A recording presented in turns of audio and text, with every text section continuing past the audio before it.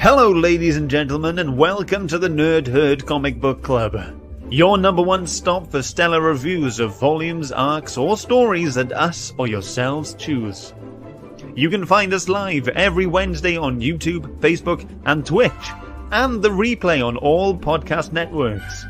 Take a seat, get yourselves and your opinions ready, as it's time to join the herd.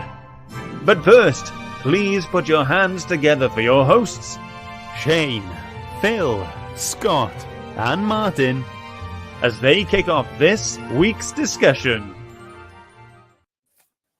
Ahoy hoy, and welcome to the Nerd Herd Comic Book Club. It's my pick this week. So I'm hosting, and I'm joined as always by my fellow Cape Crusaders. I've got the man wearing an X-Men shirt up here. Sup, nerds? I'm just repping the Marvel because all this DC stuff is nauseating, to be honest. Phil will be muted for the rest of the show. And over here we have Martin. Well, even though I'm repping DC tonight, so My super pro up there. And we have Scott right here next to me, not wearing any form of geeky shirt. No, I'm just supporting Vans today. They That's need it. it. They desperately need support. Ooh, alright. Shots fired. I'll just go change. No, I was being sarcastic. They're a very well-known brand. They don't need to be represented. Yeah, because DC and X-Men are fine. Yeah, who's heard of them? Aren't doing well either, you know. But yeah, so as I said, it's my pick this week, and I have picked for everyone to enjoy Batwoman Elegy from 2009, which collects Detective Comics 854 to 860, written by Greg Rucka with art by the amazing J.H. Williams III, colors by Dave Stewart, and letters by Todd Klein. So yes, I've picked this, so I'm going to give you a quick synopsis. I'm going to read it from the back of the trade. So here goes. She's the Batwoman, Gotham City's newest protector, and battling her at every turn of her still young crime-fighting career is a crazed cult called the Religion of Crime, led by a Lewis Carroll-quoting madwoman known only as Alice. They plan to turn Gotham City into a wonderland of carnage. But Alice has something special in store for the Batwoman, something that will show her everything she thought she knew about her life as a Caped Crusader is wrong. Is this one-woman army fighting a war she can't win against an enemy with more power over her than she could ever have guessed? So that's the synopsis for this. So I don't know who to start with, because with Phil rocking his DC shirt, I'm thinking I'm going to start with Martin. But before I do, can I just remind everyone that next week is our herd choice. So if you are watching along and you're in the chat, pop your suggestion in and we can put it on the wheel, and we might be reading your suggestion next week. Yes. So Martin, please start us off on a positive, but you don't have to. But be kind, but you don't have to. No, I will. I really enjoyed this. I did. I really enjoyed it. I've always been a fan of Batwoman, but never actually got stuck into any of the Batwoman comics. And this was a great starting point.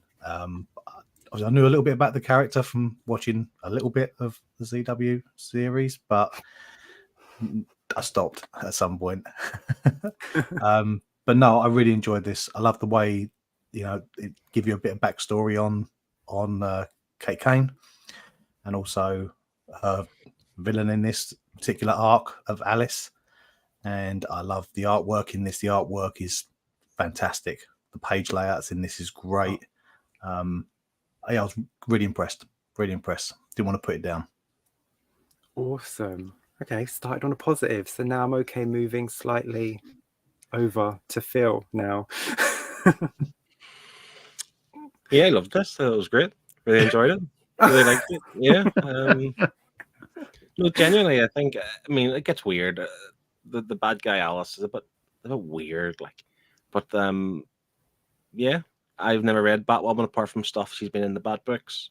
I think Kate Kane is terrific. I really admire what this story does, and I've been looking forward to diving into a bit more Batwoman. But yeah, I liked it. Are you surprised? You seem shocked. I'm very surprised, yes, because I know you're such a big Batman fan. I didn't know if that would translate very well to one of his Yeah. female counterparts. I've always been like, what's the word? Like, something cautious, but like, it's hard for me to get into other Batfamily characters, even like Nightwing. I don't always get into it straight away. I have to work up to it, so to speak. Batgirl's one I've never really taken to either, to be honest. Catwoman's the same. Red Hood, don't care for it, but like, I think you need to give me stories at, to this caliber. You know what I'm saying? To kind of to get me in. And it's Greg Rucka, so he does a pretty good job. But hopefully it's not all downhill from here. Hopefully this isn't the best we're going to get of Kate Kane. And yeah, well done. Good pick. Surprised. Awesome. How about you, Scott? I mean, I know you're not a big Batman fan anyway. So Look, that was one worry of mine. 100%. Like, here we go, another Batman book. Am I going to enjoy this? But yeah, I did. It was cool, and like I knew I was going to enjoy a aspect of it because we saw, in the next week video we always play, and the little panels of this, and the paneling on this looked amazing, and I was really looking forward to that because it was kind of like breathing a bit of fresh air into the kind of stuff. It's not just a bunch of squares on a piece of paper. This was dynamic. This was everything was used really well. In terms of paneling, like they even used like an outline of a bat as a panel. On one section, and I'm like, that's so cool. And it's just little bits like that. So artistically, so cool. Really enjoyed. Breath of fresh air, really good to look at, really good vibe. Story, really enjoyed it as well. It's not the classic, it's different to Batman, and it's new to me as well. So I was learning stuff. I don't know anything about Batwoman. I'm glad there was an origin type of thing in here. So I'm glad of that. And yeah, the twists and turns in this as well were really great. Yeah. Did overall, anyone see them? I'm so glad that everyone actually enjoyed this. A bit worried when you pick any book, you're always a bit worried, especially if it's something that you really, really like. Mm-hmm. You're a bit dubious about trusting you three lads with anything. So I'm really happy. Thank you. You're included in that. Like, we would have the same fear. Trusting in our books, When I pick a book, I have to look at every single face first and go, "Oh, Shane won't like 30% of these. That's at least 2 points off the score." Like, make sure they're not just dots and some lips. Yeah. Can I just ask though? Did anyone see the twist coming with Alice? If you haven't, no. I think that's the things. I thought about this after. Like, should I have seen this coming? It didn't kind of allude to it at any stage. Like, other than Kate Kane saying to her dad, "What's my stepmom?" So I knew I thought it'd be something in that with her real mum. There's obviously something story to be told there, type of thing. But I didn't think of I didn't even know Batwoman. I mean, does she have a sister? And all their this is New 52, isn't it? No, this is just pre New 52. Okay, so she's always had a sister then, essentially. Is that right? Okay. Yes. I wasn't certain if they've rewritten something and give her a sister. So Batwoman, I didn't know had a sister. Had I known she had a sister, then maybe I would have thought about it. But I know nothing about Batwoman. I had an inkling because they touched upon it in the CW. So I thought it would potentially be a possibility. But I didn't know if they'd what it's like, sometimes they twist the story to suit their own narrative. So I didn't know if it was going to happen or not. So it was quite cool to finally see it happen and actually be told the proper origin of how it all happened. So it was cool to see it, but I didn't see it coming.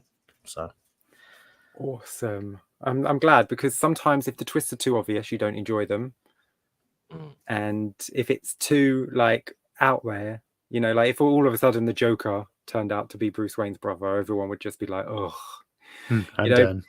Yeah, but I think because it's a new character, it's Batwoman's origin, and like you say, you don't know much about her, so it's not a massive overhaul of the character, but she also feels like a Batman villain because she's doing the whole Lewis Carroll thing. And Batwoman does say at one point, "Gotham already has one of you." She's referring to the Mad Hatter. But I think she fits well for a Batwoman villain, because Batwoman does obviously in future issues tend to deal quite a lot with Batman villains. So it's nice to give her her own villain for her first solo story, which is good. Just a quick hello to a couple people in the chat. We have Steve. Evening, lads. Thanks for joining. And we have someone on Twitch. We haven't had someone on Twitch for ages. No, hey. That Valves BTW. Hey, what's up? Thanks for joining. So what I just want to say, the reason I picked this book, one of the main reasons, is the page layouts. When I read Batwoman for the first time, I have never seen page layouts like this. You know, we see where they draw outside of the boxes and you get a bit behind, or you get a few of the panels that integrate into the main picture, but this is just a completely different form of page layout. You know, she does something amazing with the space. I'm probably going to be unpopular here. So you're right. I think the page layouts, the framing of the panels, they are really cool. I think there was too much of it though. Like, now bear in mind, I'm reading this digitally, so I'm having like, and if you read on the tablet and it's always a double page spread, it shrinks the image. And I just like sometimes I find like effort having to zoom in to see, like, move it about and stuff. Just like, rotate your tab. Just rotate your tablet. I know, but even that, come on, I'm old. I don't know how tablets work. Go away. But it's like, it's just, if I had been reading the paperback or something, maybe it wouldn't have bothered me as much. But I just felt like there was just too many of these kind of fancy double page, fancy layouts. I thought, like, it works when you see it for the first time. It works for a few times after, but because it is really cool and it is not denying that, if you do it too much, it's like, well, hold on, calm down. I mean, do something different. Go back to the normal stuff. You know, and funny enough, on the page I've picked, and we'll see it, it's just like a normal kind of standard comic book layout. And as much as all the other stuff's really cool, I still just like the normal stuff at the same time. So the art was good. Don't get me wrong. I really enjoyed the art throughout. It does kind of change, but I think it changes depending on like the flashbacks. Like flashbacks, and obviously whenever she's at home with her dad and so forth, it's all a wee bit different as opposed when she's actually as Batwoman.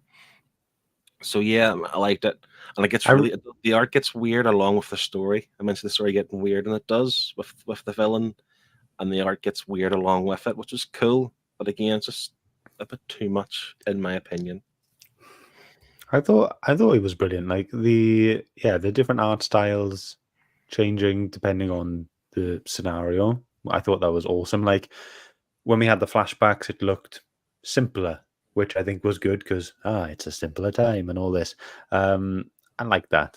And as we're getting more detailed now because we're in the present, and that's kind of how I've taken it. But yeah, when she's in that scene where she's drugged or poisoned or whatever it was, and she's kind of hallucinating, and you having all the little swirls around and all that kind of stuff, that was brilliant. And the pages going through that scene as well were really good, and it was just like I said, breath of fresh air. It was brilliant. I loved this. The art was great. I don't know what else to say. It's unique. It really is. Is this the same artist from the Batman TMNT series? J.H Williams. Is that the one who done this? Who done that? No, I don't think so. I couldn't think if I've read anything that this guy's drawn. I couldn't think of anything. Now you're asking. I'll get my research hat on. While they're researching, let's say hello to Connie, who's popped up. Evening, nerds. Hello. She says, I was going to read, but I had a sat down and then I fell asleep. She says, my bad. But then she goes on to say, I don't think I've ever read a Catwoman book. We didn't read a Catwoman book either, Connie. We read Batwoman. Oh. I'm thinking it's not. It's got Williams second on the Batman TMNT. J.H Williams' notable books are Batwoman, Chase, Desolation Jones, Detective Comics, Promethea, and the Sandman Overture. So I'm asking stupid questions just to allow me the time to do it. So is he related to the guy from the Batman TMNT? Yeah, Like, is this alright. his son? He's the third. You guys keep talking. No, well, probably not, because this guy is like, he's like 58 years old, J.H. Williams. Okay. He's a bloody good I'll artist. look. Okay, all right, I'll look. No, I'm just thinking, it's like royalty here. Like you're naming like your child after like becoming like the first, second, It and was third of that that name. Freddie We'd only- Williams II, so it's a different first name. So no, Yeah, it's not. you wouldn't put the numbers at the end if they have different first names. It's only if you have the exact name that you put 1, 2, 3 at the end. That's fair, but I still question people who put second and third on their name. And Freddie Williams II was born after J.H. Williams III, so we can definitely shut that down. Since we've been talking about the art, shall we go straight into our pages, because we have quite a few to show, don't we? Because we have some extras we want to show. So let's have a look at some of our pages. I think we'll go clockwise, starting with Martin. Why don't we go around that way? Make it easier for me. Martin, here's your page. Why did you pick this? I picked this. Obviously, the artwork is stunning, but I actually picked it because it reminded me of a yin yang with Alice wrapped around with Batwoman. I thought it just looked very like a unique take, and to have both of the characters there in this particular sort of part of the story when they're having their fight, I thought it was brilliant. It just stood out to me purely on design. Yeah. It just shows what he can do with a page to make it something visually pleasing, but keep the narrative going at the same time. Don't get me wrong, even though I agree with Phil, the 2-page spread layouts does get a little frustrating on digital. I think reading this in oversized or even just trade, these are just breathtaking pages. And to get as many of these through the book as we did with such good quality artwork is just fantastic. I do like the contrast there for the two different styles, for the two different characters. And in hindsight, now that we know the twist, that page makes more sense, Yeah. At the time reading it, I didn't really think of it, the twist like that. It was a nice page, but now it means more now that you do know. So it's cool. It is. Now let's see what you classed as a normal page, Phil. I mean, it's raining. You've got, atmosphere. You've got Batman. You've got, it's just, again, as a normal page, again, all the other colors are quite, subdued and whatever else. And you have her red hair popping. It's the contrast I like it. Big bat symbol looking up into the dark sky, the cloudy and the rain. It's just a cool atmospheric page. And I wanted to show a normal page as opposed to all the fancy layouts, because the pages throughout the whole book were generally quite good. So I thought, instead of just focusing on all the fancy layouts, I thought I'd just show a normal page that looks good. And this is one. But it also means so much, because this is the moment she realized what she wanted to do. This was the moment that she realized what she wanted to do with her life. Her epiphany moment. But this is the thing, and we kind of spoke off air and stuff as well about Batwoman and Bruce and being cousins and all that stuff. I didn't know all this. I didn't know Bruce Wayne was her cousin, but did she know at this point? She doesn't know Batman's her cousin, no. She knows Bruce is her cousin, but she doesn't know Bruce is Batman, no. I would question if she didn't know that, but yes, but like that's what I mean. Like, in terms of this Batman character, she just sees it as Batman and wants to follow in his footsteps and kind of lead the the same kind of lifestyle. That's cool. Yep. Awesome. So does that mean like Martha has like the bat person gene? Like it's that side of the family? Yeah. 100%. Which again, Martha becomes the Joker in like the Flashpoint stuff. In the Flashpoint but it's stuff, Flashpoint. Things are twisted. Yeah. I was just about to say it. Things are twisted. So it won't be Martha. It'll be Thomas. Thomas. Yeah. there you go. So there's your twist. Yes. So for anyone who doesn't know, Martha Wayne, before she was married, was Martha Kane, and she is Jacob's sister, who is Batwoman's father. So that's how they're cousins. It's books like this where we need like a bio of the character, because I do I do get quite lost when you try and piece these. It's especially DC trying to piece it all together and who's who and who knows what and who's related to what and all this different stuff. So yeah, it cool. can get quite tricky with everything going on. But that's the beauty of comic books, isn't it? My page, I picked this one.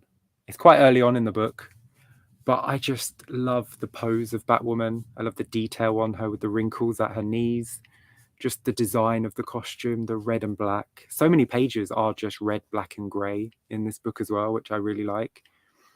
But just the damage she's doing, it just shows everything that I love in a female character. It shows the femininity, it shows the brute force, it shows the action. I just absolutely loved it. I do like the way the color choice, the color palette has been chosen through this book. Majority being the black, grey, and red, because the red now for Batwoman has become iconic. You know, it's sort of her hair and her back and her cape and boots just is part of what makes her stand out. And to see her displayed this way is it's fantastic. I like it. Yeah, really good action pose. Yeah, and what I really like really is good. the underneath of her boots have little bat symbols on them.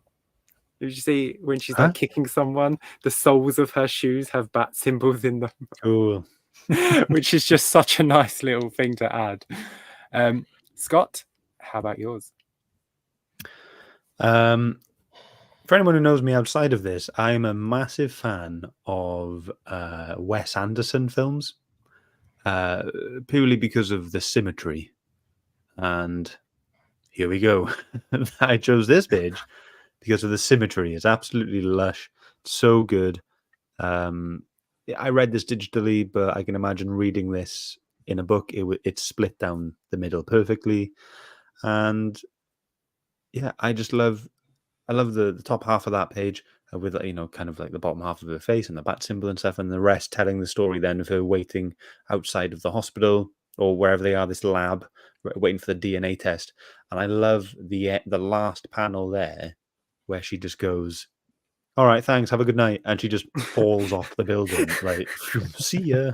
And it's so like, I haven't quite been listening because I've been Googling some stuff, but like, I hope no one else has said yet, there's a lot of like Alex Ross-esque art in this. It looks so much like that, and I got that so much of a vibe. Sorry, from all that. Funny you should say this, because if you remember my opinion on the art on Kingdom Come, and I actually took notes for this week, which is Don't trigger me now. It's quite unusual for me. And one of the things I wrote, this is early on in the book, I think they're the first 2 issues. The art is static in places, and I thought Alex Ross's art was quite static in Kingdom Come. So it's funny you say that, because I thought you're right, it is quite static, almost like Alex Ross in Kingdom Come. And Shane is frothing at the mouth at me right now. He wants to jump through your screen and kick my ass. No, I value your opinion. I value your opinion and your thoughts on every Wrong or right. Despite how much we disagree with it. Yeah, but don't get me wrong. I liked the art. It looked really good, but in certain scenes it did look quite static. Especially at the start. It improves down the line, but that's just what I thought initially. So yeah.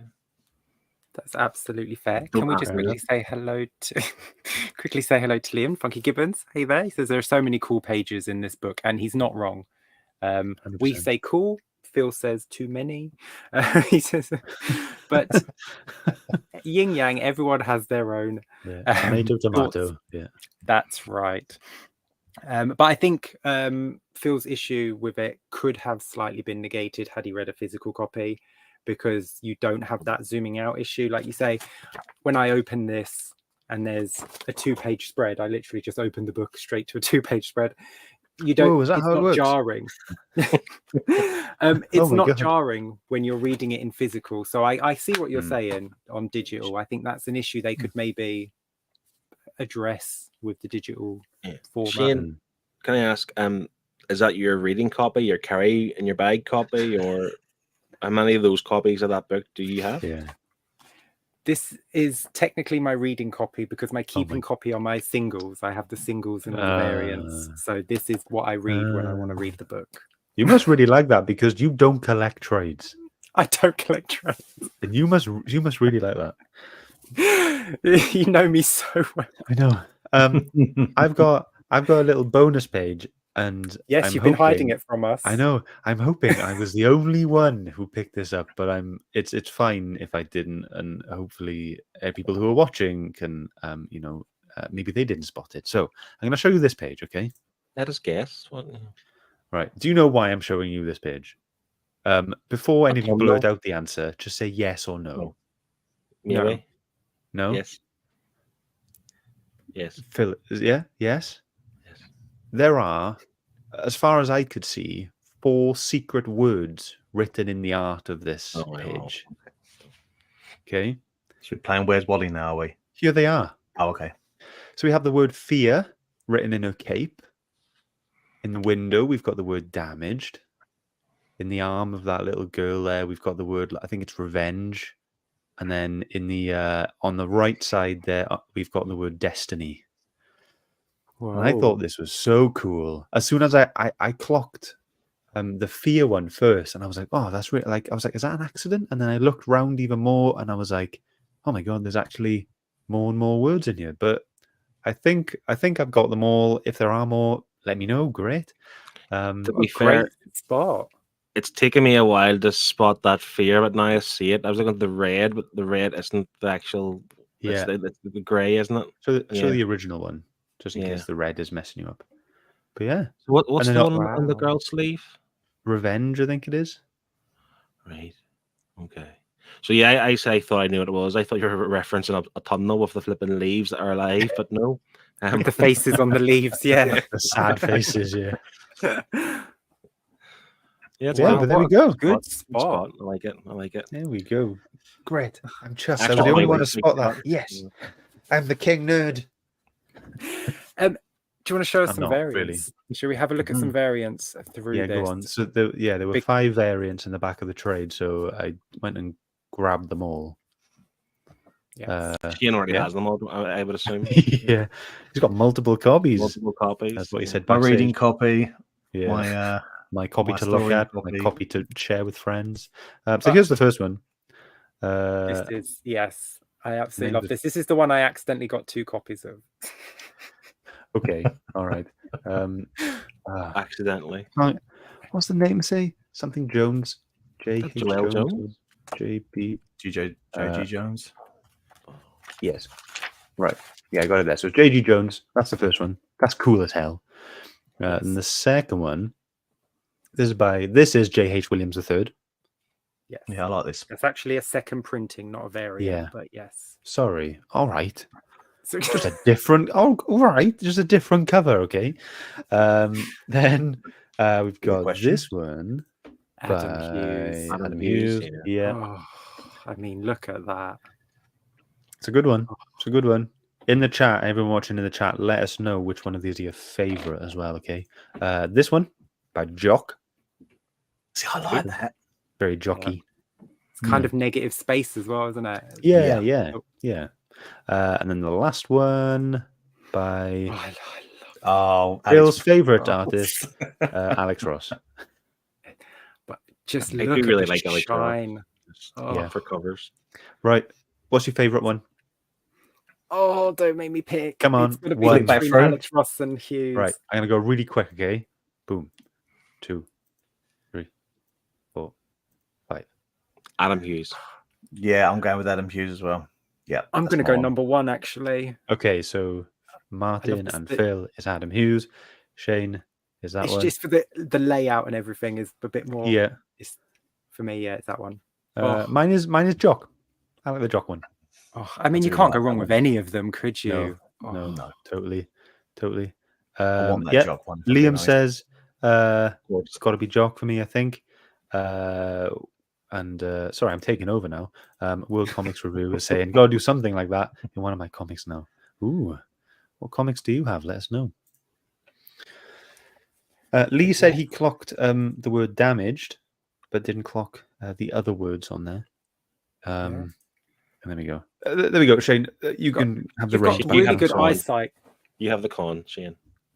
Oh, I'm back in command, am I? Yes. Yeah. Sorry, my bad. Thank That's you. fine. So yes, we're all agreed for the most part. I think we agree the art is pretty good and the way the artist does it. But let's get to the story, because the story is a big part of this. I think for me, this is one of the books where the art and the story are on par, where normally we do have quite a few times we either have a really good story with poor art or really great art with a poor story. Yeah, But for me, I think this is, the scale is pretty even for me. What do you think? Let's go anti-clockwise this time and start with Scott. Ooh. Oh, okay. So yeah, the writing was really cool. The story was good. Like I said, I was worried. I didn't. So right, clear it up for me now. How much of Batwoman, sorry, do we see before this event? Is this the first time we're seeing her? We get to see her in 52.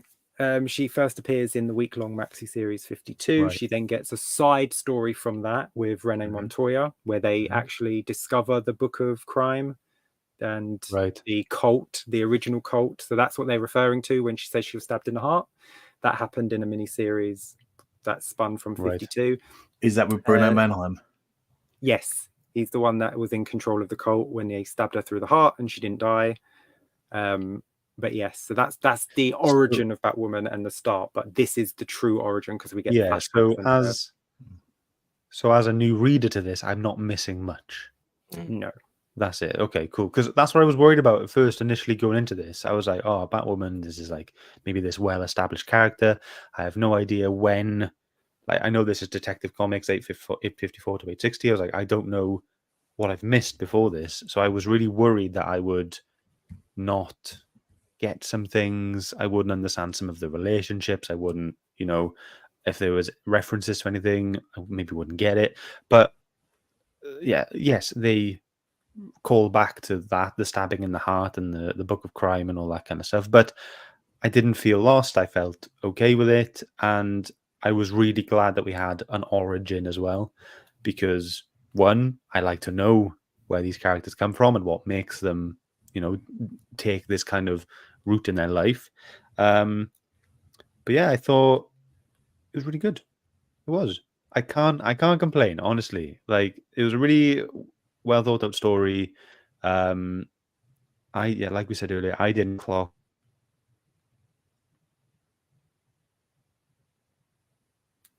Is that me or is that Scott? Okay, we're here. No, I think we've lost Scott. Am I back? Yes. You're back. Yeah. Okay. Sorry. This whole twin thing. I know that I didn't clock that at all, but I'm glad that it was all explained. But my favorite thing about the whole writing side of this now, was the fact that pretty much everything that Alice said is a direct copy from quotes from Alice in Wonderland. Yes. So great. Honestly, So I hard was like, to put that into a story as well. I know, and the kind of smarts that the brains you've got to have to be able to look through all these quotes, find them, and then just put them into the story where they naturally fit. Like, was he writing around the quotes, or was he quoting around the rest of the story? I don't know, but it was great. I thought it was really clever. Well done. Yes. Phil? That's the part I didn't like. I get. He's got to disagree on something, hasn't he? He just has to do it. You know what, Phil?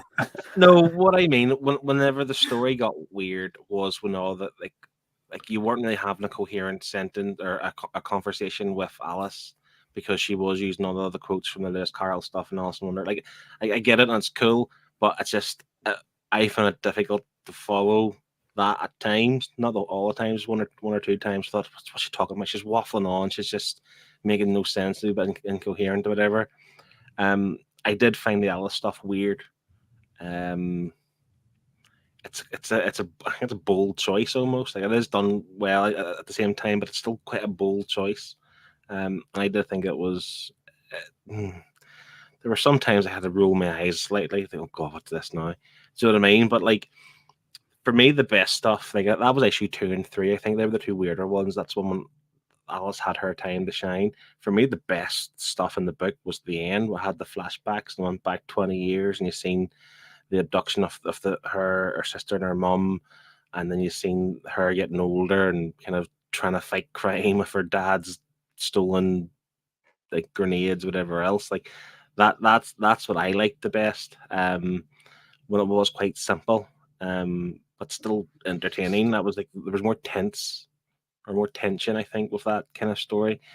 The Alice stuff, like for example, okay, so should I spoil it? Like I don't know if I want to spoil who Alice is, but why did she go down that road of being this kind of character? Do you know what I mean? Like that's not explained, which is fine. Maybe you'll get it down the line, but I found it hard to take to her, and that's yeah. But then now that I'm thinking about it, I mentioned the art gets weird whilst the story gets weird, and it does get quite Alice in Wonderland-esque, even in the art style at times, doesn't it? So again, Yeah. stylistic design choice, kind of roughly purposeful, but it didn't quite gel with it. It was okay, but that was the least that I liked the least of the whole story. That's not bad. fair. I just liked it the least of the whole story. That's fair. I think they tried to clear it up a little bit with the final issues where we have the flashbacks of her being taken and you find out she wasn't killed. She was actually taken somewhere else and the dad didn't know where she was.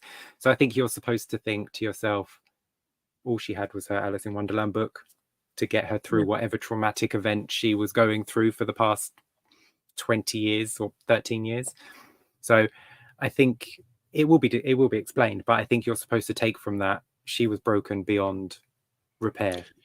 Yeah, because like I say, they made a point of obviously showing her with the book at the start, didn't they? And I get that. It's just, yeah, it's just as a reader, not knowing anything about Batwoman, not knowing anything about Batwoman having a sister, it's just like, oh, what's this? What's this now? But I also think this was written back in 2009. So this is a time when writers used to let the reader sort of use their imagination. They didn't hold your hand through every single issue. They let you think for yourself for quite a few until they come down the line and they tell you exactly what happened. Yeah, interpretation. Sometimes Until then, they give you freedom. Hand-holding. Yeah, and that. But back in 2009, they didn't really do that in comics. Comics were quite a few were open-ended. Like you would have to think for yourself at the end what happened there. You know what truly did happen there. Can I just touch as well on like the stuff that you mentioned? Like Scott was right. There's a lot of stuff happened before this, but it's not as much as you think. Like it's like you could probably read one trade and get caught up. No, that's good. I like that. There's not so much of the delve into. But what I will say, like the true believers and the cult and stuff before, like it definitely felt like there was a lot more than there actually is to know about the character, so to speak. And that again, that was a weird aspect for me. That who are these true believers? Why all of a sudden did they want to kill her previously, but now they're on her side, type of thing. So that was something I wish I had a bit more background on. But it is good to know that there's not too much that we do need to know before this. Yeah. I think they did a decent enough job. Like I was worried going in that they weren't going to explain all that, but then you get your flashbacks to sort of explain the character, so you get some answers, just not the ones that I think everyone would want. I mean, they could have put a previously at the start, just a page previously in the DCU, and just told you what Kate Kane's been doing. Just one page. They wouldn't be hard with it. Martin, the story. I didn't feel as restricted with the story because that particular story that we hadn't seen, they very lightly touched upon it on DC Universe Online, the MMO, because that's how I know about it. The Book of Crime with Bruno Mannheim, they touched upon that story. So I knew that going into this. Thank God, that's because it helped me with the story. But I really enjoyed the way this story was built. I love the fact that he laid the foundations with Alice and built that rivalry through the first half of the book, and then he just layered it. He just layered the story even more, getting to the end with the backstory of Kate Kane. Then we got more on Alice, the family. It just shows that Greg Rucka is as good as he's renowned for. I thoroughly enjoyed this, and I'm really pleased knowing that he's done such a good job of this that he then goes into the New 52. Am I right? because it He is the does, same yep. creative team that writes the first half of the New 52 Batwoman series. So Yep. I know that more stuff is going to be picked up. But for a starting point, and the way this was built as a trade was fantastic. I felt like I got a full story, and Yes, I'm that's pleased the most that I own important this. thing. The most important thing is that it's a full story. It is a start, a middle, and an end. You wouldn't have picked it otherwise. Backstory. I certainly wouldn't, would I? You know, yeah, I won't give you half a story. No. I think Greg Rucka does Unless an it was amazing job. I Hate Fairyland. Sorry, just Yes, that ends on a massive cliffhanger, apparently. It does. You can't deny it. It really, really does. But I think what Greg Rucka does really well is the reveal of who Alice really is. Mm. She's on the plane. She has Jacob, and she leans in. And it's not until she leans in that he sees her, and he calls her by her name, and she covers her face. And she's like, no one's here of that name. And she's like all coy. And it's not until she's hanging off the plane and she just looks at Batwoman and she knows who she is. She knows who Batwoman is. And she says, you've got mother's eyes. And she just lets herself go. I thought that was just for a villain to do that to a hero. What a kick in the guts to like, I've just told you who I am. And now you're going to watch me fall to my death. It's like, I get to win twice. Like, it's so dark. It's like that's a dark move for a villain. Did she die though? This is the thing I want to know. No. The very last panel, like of this book, just shows her. I don't know. You just see like a bit, like the bottom half of her face floating above some water, and some tears are streaming down or whatever. And I'm like, oh, I don't think she's dead. Dun dun dun. You can't because they laid the story was so well done. They can't not carry this on with this character. This is like a Batman Joker rivalry situation going on. This has got to be, dived into more. Yeah. See, now I have more questions than again. So when you said that there, like, and obviously, yes, you're right. Like, he calls her Beth, and she's all shocked and stuff like that. And then whenever she falls off the plane, she's like, "You have mother's eyes." So does Alice know that her sister's Batwoman? No. Now she does. Well, no, but before this, like, why is she after Batwoman? Initially, do you know what I'm trying to say? Like, did she know beforehand? She was wasn't. it to do with the twice named Cain or the not twice named daughter of Cain? Because they tried. Yeah. They explained at the start that she's not come to Gotham for Batwoman. She's come to take over Gotham. That's what it got touched upon earlier on. Because that coming for Batwoman was in the story that we haven't read. That's why she was so fixated on why are you after me. Yes, but that's what I'm saying. So I initially thought that like Alice knew Batwoman was Kate Kane, and that's kind of why she was there. You could work around the other way. Dad recognizes daughter, and daughter does maths and goes, maybe this woman who has red hair like me and my sister do, maybe she is my sister. And maybe she just took a punt and went, you have mother's eyes. It could have been a total stranger. But how do you know my mum, Wheeler? And why is my dad coming to the rescue of a vigilante and willing to shoot me and my followers? So it sounds like, Phil, at this point you wanted hand-holding. It's not that. Sometimes, like this is right a lot. I annoyed in comic books. So Kate Kane and Beth are Bruce Wayne's cousins. One of them becomes Batwoman, but doesn't know it's Bruce Wayne as Batman. And I'm assuming he doesn't know she's Batwoman until some point down the line. Well, of course he knows. He knows straight away he's Batman. I know. But then the sister also becomes like a villain. Like, I mean, do they have to always enter the family business? Can you not like branch out and do something different? Like open an ice cream shop? Why do you have to be in the kind of crime business? You know what I'm trying to say? It's all just we haven't found out yet. Yeah, I don't know. Maybe because selling Rocky Road ice cream didn't pay the bills. A life of crime, well, I mean, Rocky Road isn't the best flavor, to be honest. Kate tried to have a normal life. She joined the army and was kicked out for being gay. So she tried to have the normal life. And then when she got kicked out of the army, she tried having the rich socialite life, you know, just sleeping around and getting drunk and going to parties. And then that didn't work out for her. And then she gets saved by Batman and realizes, you know, I could do that. I've got the money and the means and the skill. my I could do purpose. that. Yeah. So it's just coincidental that she becomes Batman. I mean, had she been saved by Robin, maybe she'd have been a female Robin. You know, maybe if she had been saved by Huntress, she might have donned a more huntressy costume. But she doesn't actually put the batsuit on herself. Her dad says, so they know you're a good guy, and he chooses the bat symbol for her. Because I think but Jacob does know that Bruce Wayne is Batman. Spoilers. But this spoilers. Spoilers for a 24-year-old book. Oh, sorry, a 14-year-old book. I can almost see this cogs in Phil's brain just spinning like mad. Someone shovel in another bit of coal. Come on. I know, but honestly, my favorite stuff is those flashback issues going back to 20 years or 14 years, whatever it was, and then 4 years later, and then 2 years or whatever, and you do see her kind of progression, and even the stuff in the Navy, was it? You said it was the Navy or the military, whatever it was, or the cadets, whatever it was. Like she was really cool there too. Her and Renee Montoya, like, were really cool together. Like I'm really rooting for them too. To be honest, I think they're really good. Why was she called Candy? Candy. Was she called Candy? They called her Candy a few times. I just took it as like army nickname, pet name. Yeah, just a random pet name. Well, they all have different names, like on their shirts or hats, don't they? Just their nickname.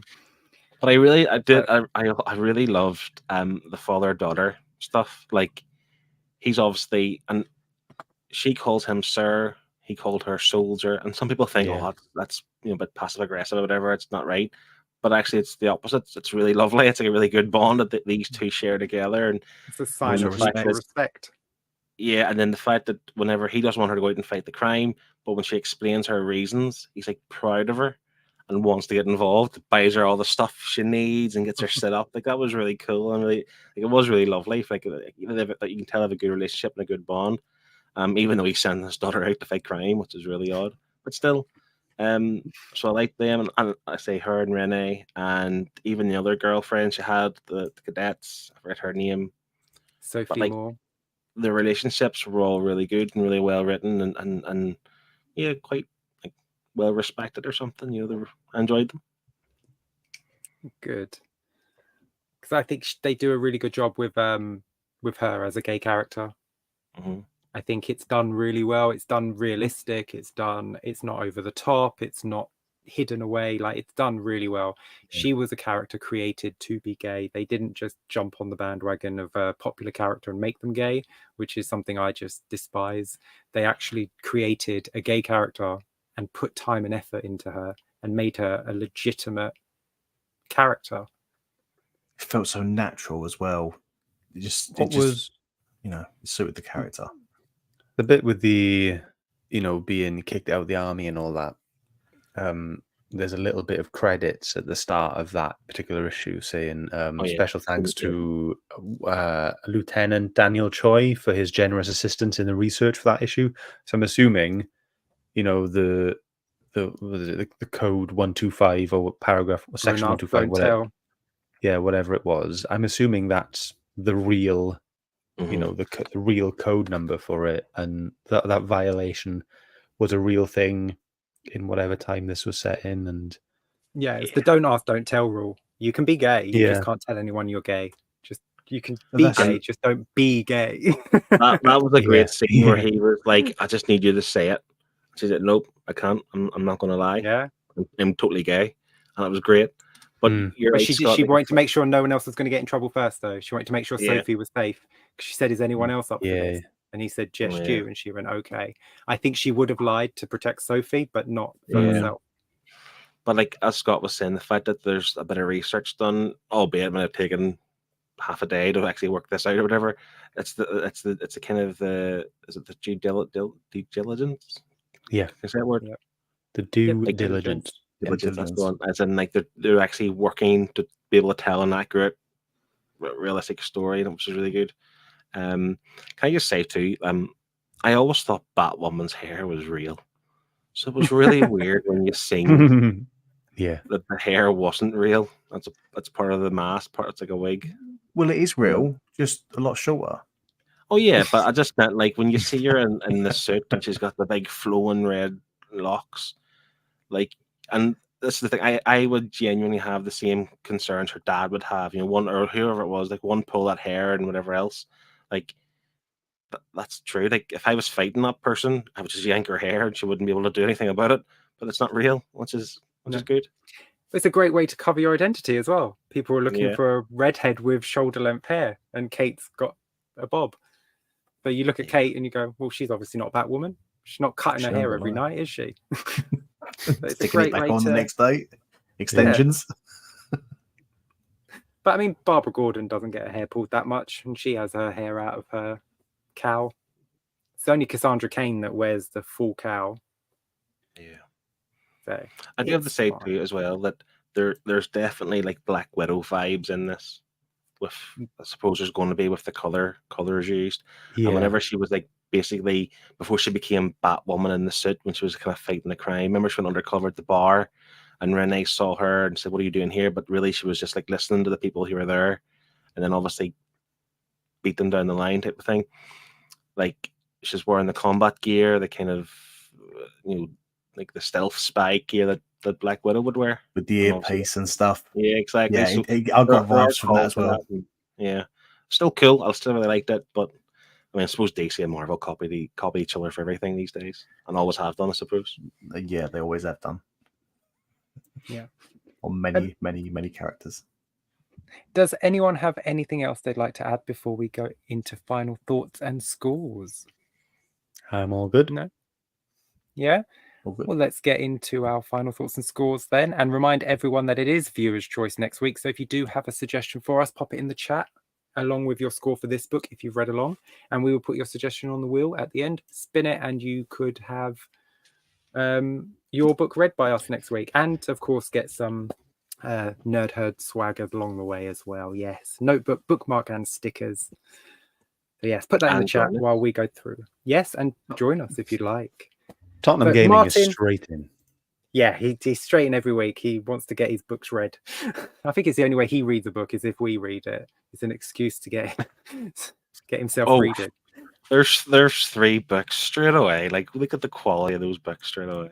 Go away. Yeah. Always wait for choice. Martin, final thoughts and scores for this, please. Knew you'd start with me. Okay. So I've not hidden the fact I really enjoyed this. This has made me want to read more Batwoman. I like the character before, but again, I want to read more now. I want to break open that omnibus and get stuck into the rest of what I've got. I love the way Greg Rucka built this story. I think it's absolutely great from start to finish. The writing was on point. The artwork from, I can't think of his name now, J.H. Williams III. The third. Fantastic. I loved all the big blow-up panels. I love the change in art style from different scenes to different times. It was just well crafted from start to finish. I'm going to give it a good score because I would read this again. So I'm actually going to go in at an 8.5. Oh, lovely. Nice. Bill? Okay, so this isn't the first Batwoman book I've read. I read her in the recent detective run. But by this stage is established, well known, well liked, whatever. I get that. So I didn't take a lot from that, but this I take a lot more from in terms of like, this is her, even though there's previous stories, this is her origin. To me, you see how she becomes Batwoman, and you see like I would imagine the main players in her main story, her dad, Renee Montoya, and obviously her sister Alice or Beth. It's good to know that she's Bruce Wayne's cousin. That's just we details aren't really explained too well, I don't think, in this like that. The art I do really like, however, it is static in places, and the layouts are maybe a bit too much at times, but I did overall like the art. And yeah, I think the last 3 issues of the story were the best. Seeing all the flashback stuff, seeing her in the cadets, kind of becoming who she is and whatever else. And yeah, the art got weird when the story got weird. I do appreciate the Alice in Wonderland references, especially because her sister had the book, but still weird.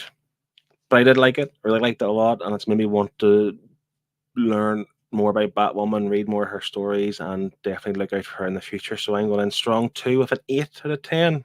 Which I'm sure Shane's probably nice. surprised I went that high, but I really enjoyed it. It was good. Awesome. Scott. You've all said it all, to be honest. Really good fun.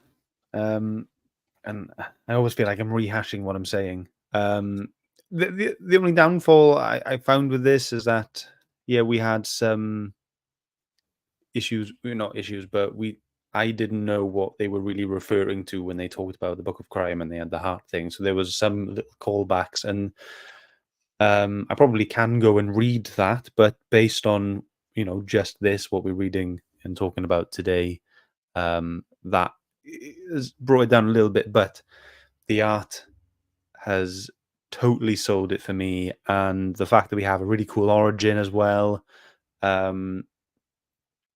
really enjoyed that. And the twist with Alice Beth totally surprised me, totally got me. I didn't expect something like that because I didn't know anything about the character. So that's even more weight to that for me as well.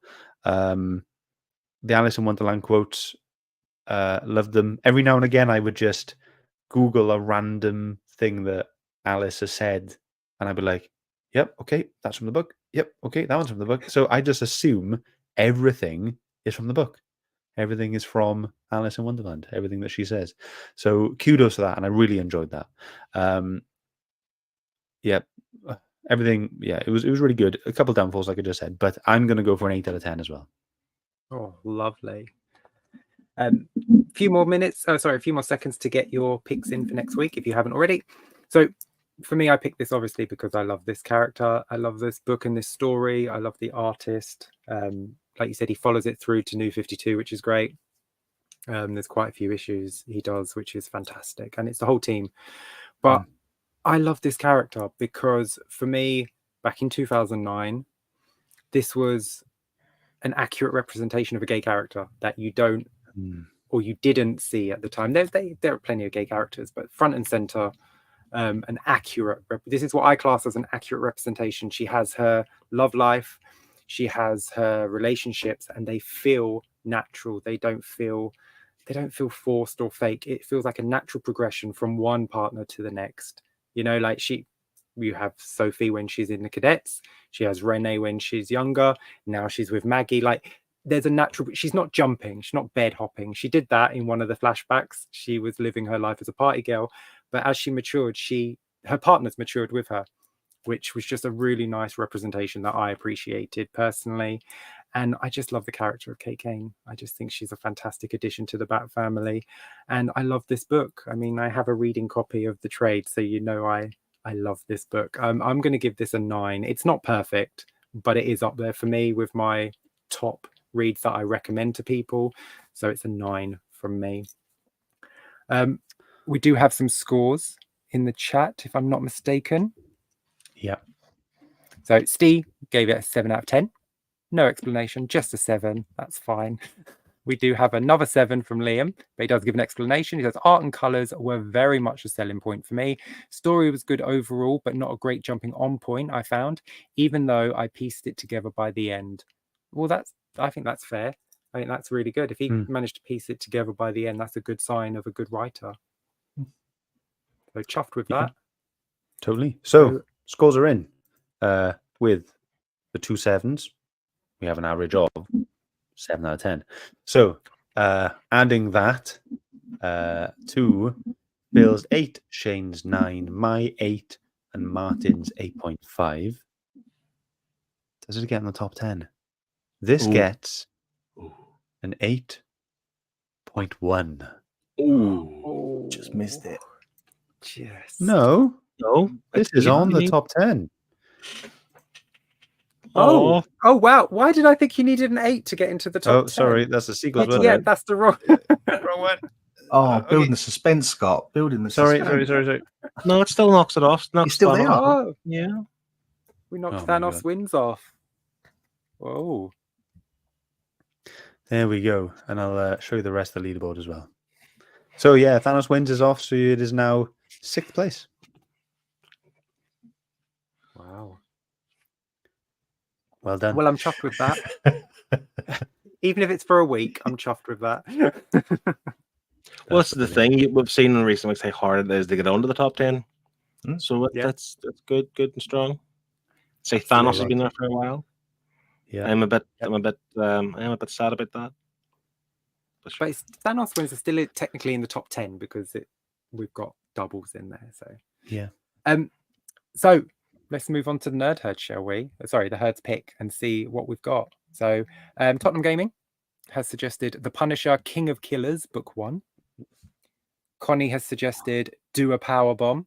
I think that's Image, is it not, Phil? Yeah, that's number one written all over it. Like, to be honest. So We have DWJ Daredevil book, Volume 1, No Fear, from Steve. Is that, And Liam says... Sorry, is that the Chip Zdarsky run? I think No Fear. I think so. Yes, I think that's the first volume of that. We'll have to double check. And Funky Gibbon says, I'm going to stick with Batman vs. Big B. Yes. See, I've been wanting that for quite a while. Every time he puts that on the list, I want to read Batman vs. Big B. But I know Scott doesn't want to read any more Batman. Stupid Batman. Whatever. It's okay. It's fine. If Lee picks it, it's fine. You know. And Steve has just all right, said, yes, so- it is Chips. It is Chip Zdarsky. Nice. All right, so let's sorry. Every time we do the wheel, my internet dies. So if you guys can see it, let me know. Yep. We can. Yeah, we're all good. Yeah? Okay. Yeah, All right. yeah. So I'm gonna give it some shuffles. So 1, 2, 3, 4, 5. Let's full screen it. Okay. Good luck, everyone. Here we go. This is strong. This is strong. Oh, Strong lineup. It's Daredevil Volume 1. There we go. Daredevil Volume 1, No Fear by Chip Zdarsky. And that's picked by Steve. Amazing. Yes. Awesome. And we haven't Really read Daredevil in a felt while. like- Been a Yeah, while there- since we read the last We've Daredevil. only had one this season. That was Born Again. That was way at the start as well, I think. Yeah. Yeah. And that was an older one, so it'd be nice to read something a bit more modern. Oh, it's really good. It's rare for me to say I've actually read this already. So yeah, so I'm quite looking forward to this. Awesome. So Steve, we will get in contact somehow. Drop your Insta in the chat, and we will contact Yeah, you to get we some got him on goodies Insta. sent to Yeah, you. we Oh, did. fantastic. Yeah. So yes, that was Batwoman Elegy, my pick. Got into the top 10. I'm super chuffed with that. Thank you very Well much. done. I appreciate that, all of you, because I didn't think this one up here was going to have such a good time. So I'm well happy. It's not like I'm pro Marvel or anything, you know. It's not. No, like, you know, you're just pro Batman, and this was not Batman. This was Batman adjacent. So I'm glad that you enjoyed it. But yes. So next week we will be reading Chip Zdarsky's Volume 1 of Daredevil. Looking forward to that. That'd be cool. But until then, we do have an Omnibus this Friday, do we not? Yes, this Friday. Time is to be confirmed. It very much depends on me. On when you can be bothered. No, not it's kind of just when I can actually get started. But it will be this Friday evening. I think Martin's going to join me. Of course I It's am. an SDCC special. So we don't go through all the normal good Omnibus stuff, as well as talking about some of the reveals and things that have happened over the past weekend at San Diego Comic-Con. Awesome. Looking forward to that. And what I'm also looking forward to tomorrow is Kev's Draw Along, where he's going to be showing us how to draw the Batwoman. Look Looks at good. his costume. Look at his little bat costume. I know. Glasses are the And you know what? I'm pleased Kev's getting some practice in, because Kev's going to be doing me a commission of Batwoman. Oh, So he's been getting the practice in. So I'm glad he's nice. looking forward to this. wicked. Awesome. So yes, you got that to look forward to tomorrow and Friday. But until next week, we have been the Nerd Herd, and we will see you then. Nothing left to do now, but get your waves out. Bye. Bye, everyone. Love you.